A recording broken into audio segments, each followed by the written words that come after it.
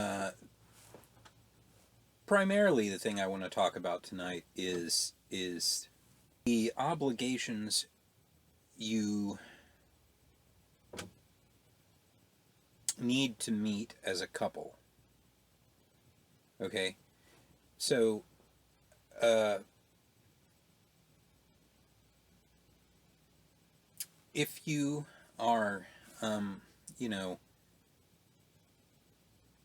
planning to do something as a couple, and this thing's going to be like a like a thing, like an undertaking, and you're going to have to take on a part of it, and your significant other is going to have to take on a part of it, right? And let's say you guys talk about it. Let's say it's a tree house, just to be, on the safe side. And I tell my girlfriend, I'm gonna go ahead and I'm gonna build the tree house, okay, and that'll be my part of it. Say that's the agreement. I'll build the outside of the tree house, and you can go ahead and work on the inside of the tree house and get the furniture for it, right? You get the tree house built, and the the furniture and interior is supposed to be done a certain day, and you go in there and nothing's done. So you go and you talk to your SO, and you're like, what's the deal? And they say, um, oh, I just didn't have enough money. And their end of the obligation has been dropped. Okay? So, of course, you say, what's the deal? They say, oh, I just didn't wind up having enough money. You say, the math said you should have this. Um, where did it all, like, where is it? Uh, and you can't really find out where their money went, why they dropped the ball, and um, let's say that this treehouse was a special thing for a business you're starting, building tree houses, and right, and their attitude about it is, oh well, you know, um, if if their attitude is like that about any obligations that you guys make with each other, they do not give a single solitary crap about you. Because, I mean, that's the entire failure of your business right there. You know, uh, a acquaintance of mine made a a pledge to me, okay, in regards to my business. In fact, this associate said that they were going to quote unquote fund my business. Okay, uh, I could show you the text message. It says, "I am here to fund this for you." Okay, so um, that individual then said I needed to be patient.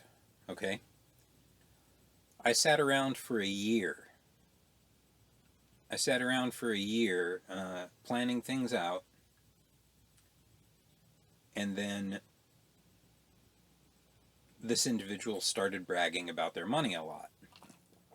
They would say things like, you know, I make too much money to worry about anybody else's problems. So I finally called a meeting with this individual. I slid the message over to him, and I said, dude, you said this a year ago, and the way you've been going on, it sounds like you're doing okay.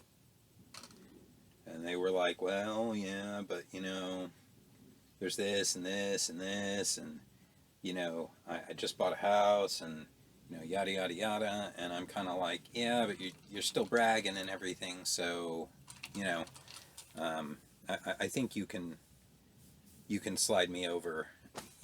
We're as business money goes, uh, anything under 20 grand is not. I I guarantee I wasn't even asking for that. So I'm asking for less than $20,000 to start like a fairly large business here. And this individual then said,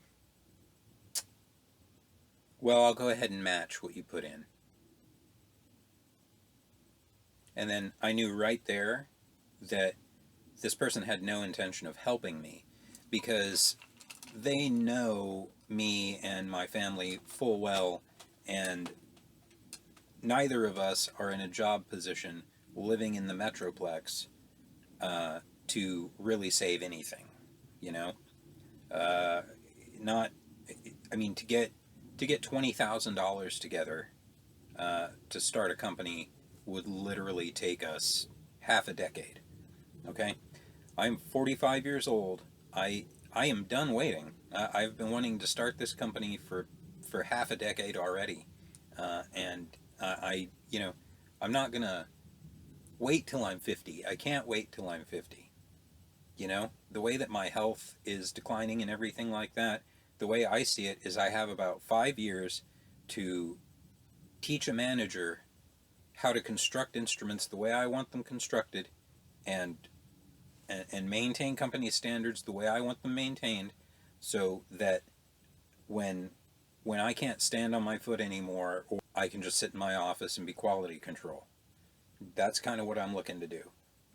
And by doing that, I will be giving jobs to other people.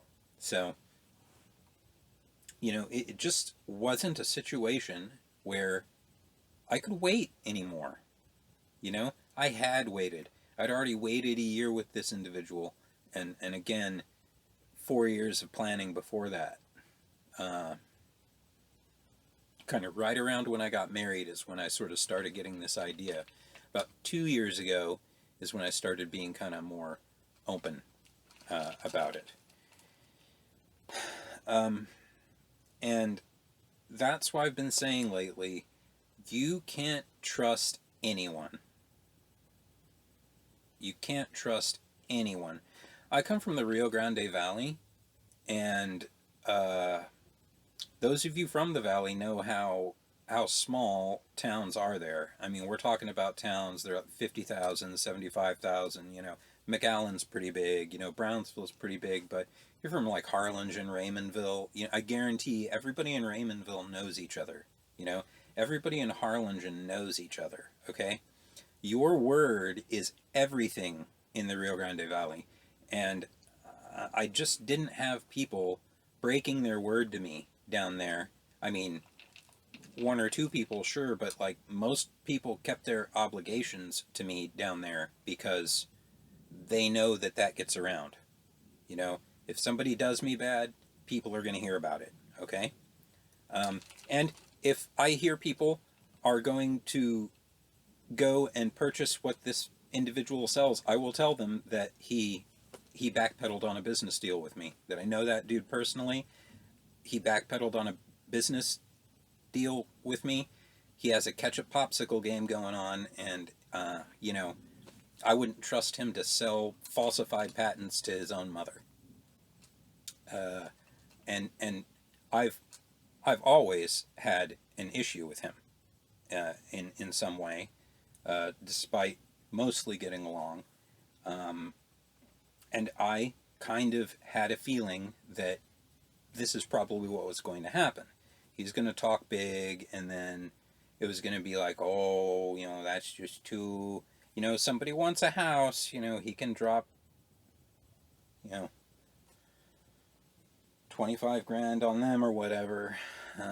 And a year later, and I get it. I even had varying cost analyses together. I offered him 20% of my company. Yeah. Just, it was like nothing we ever talked about happened, It's like, oh, well, yeah, this is the way it's going to have to be now. So basically, I'm not helping you because I know you're not in a position to save anything. And, we were thinking about getting into a house up there, so no, we weren't. A husband and wife need to hold up to their obligations to each other extremely well, because the whole point of being married, if you're not, I've said it before, if you are not going to have children, there is absolutely no reason to go get married on paper. There just isn't. Okay? You can manage a common law marriage. Like, I've had a vasectomy, and there is absolutely no reason for me to get on paper married again. I might engage in another common law marriage at some point. So there are no tax benefits to it if you're not going to have kids. So the only benefit that I see, aside from mutually stimulating conversation, maybe would be mutual assistance on both parts in your lives. You're there to take some stress off each other. If you're not willing to do that, or if you're going to fail on your obligations on a consistent basis and add stress to the other person's life because now they have to do all the crap that you didn't do for one reason or another. If you had like a legitimate reason, like, a health issue, or, I had to, exams at school, or, whatever's going on that is a legitimate, serious thing, that's one thing. But, if you screwed your obligations off because you would rather hang out with your friends, or, play guitar, or, video games, or just didn't feel motivated to do any of it, you really are saying you don't give a crap about the person you're with, because that is going to, like the treehouse analogy, right? We have a demo treehouse together that's supposed to be livable, like, today, to show off the day after tomorrow. Like, what are we going to do? Okay? I am literally going to be, the paint is literally going to be wet in this place when we show it off. Like, what do you do? I mean, I think that is almost, that something like that almost borders on evil. Okay? Almost borders on evil. And in fact, I could say that there are certain things that many of the women in my life have done to me that I would say border, not every one of them, but several of them have done some things that I would say border on evil. And bailing on a major obligation and then acting nonchalant about it, or acting like it was the other person's fault when it clearly wasn't, is just asshole territory. Evil asshole territory. I mean, depending on that ball drop, you could have just ended your relationship, or, ended your business, or set your business back, years. If you don't have any intention of really doing what you said you were going to do, don't fucking say it. Don't fucking say it. That's all there is to it. Don't say it. Just, if you are the type of person who always drops their obligations and agreements and then tries to backpedal out of it or whatever, just stop it. Stop. Just either leave your SO because they're asking too much of you, or just be straight up with them and say, look, I'm probably not going to do that. And then you guys can come up with another solution, or just, your SO can find somebody who's not such an asshole, frankly. Because, again, it would really depend on what you are, screwing these things off for. If it's video games and guitar playing, then, you better be making money with those things, respectively. You better be playing gigs, a couple times a week, and you'd better be, like, winning a lot of money gambling at solitaire or something for that to be worthwhile to drop something for. Okay? The only thing that is suitable to me for dropping a very serious obligation is like life or death, or we're getting evicted, our place is in dire straits, or something like that. It'd be better. I know a few people who don't get involved in obligations. I'm one of them now, and I kind of learned this from my cousin Patrick, who was more like he was my mother's cousin, so he's, I guess, a second or third cousin of mine or whatever. But um, he kind of never obligated himself to anything he wasn't sure he was going to be able to do. And if he felt in any way that he wasn't going to be able to, you know, do that properly, or meet the obligations, he just wouldn't make them. You know, he'd be like, and he'd be honest about it. Like, yeah, I'm not. I think you can be. People seem to think that that's being kind of a dick, but if you say, yeah, I just don't do heavy lifting anymore, sorry. You can rent my truck or and me as a driver, but I'm not doing any heavy lifting. Uh, I mean, that's a pretty good compromise. You guys got the truck, right? I and you know, the dude's still gonna expect a pizza, right? Um,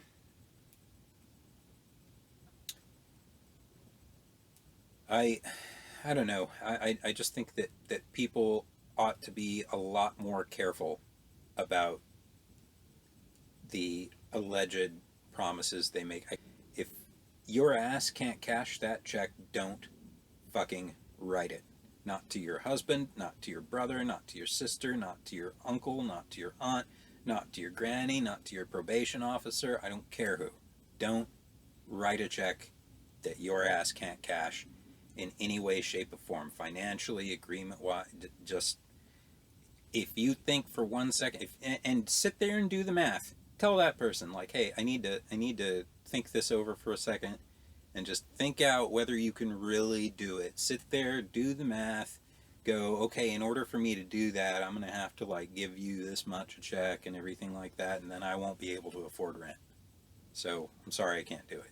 If you have numbers to support that, or you give them, you know, some type of validation like that, you're not. They can't really be too upset at you. I mean, you can't be expected to put yourself in dire straits to help this person out. But if you said you were going to do it and you're not, that's a different thing. Whether you can afford it or not, I don't really care that you can't afford it now. I do not give a fuck, okay? If you can't afford it, you said you could. Go get the money somewhere, okay? You expect me to ask my parents? Yes, I expect you to ask your parents. You said you were going to give me this much. I need it now, or I need it this time. You said it was going to happen. Get the fucking money, or whatever, okay? If you can't do that, don't. Uh, I just can't. I can't tell you how tired I've gotten of this in my life, and I'm sure a lot of people out there have. I'm sorry if I've seemed really upset during this video. It's just that, literally, I just don't think that we would be where we are now if I got the grant that this individual promised. Uh, I have designs. I have a notebook that thick full of designs. I'm, already have a tremolo and hardware sponsor. I have somebody for pickups and everything like that. Everything's ready to go. I just needed the equipment. I feel like there'd be money coming in, and my wife would be like, hey, this dude's fucking useful, and look, he's really good at the thing. He finally found the thing he's fucking good at.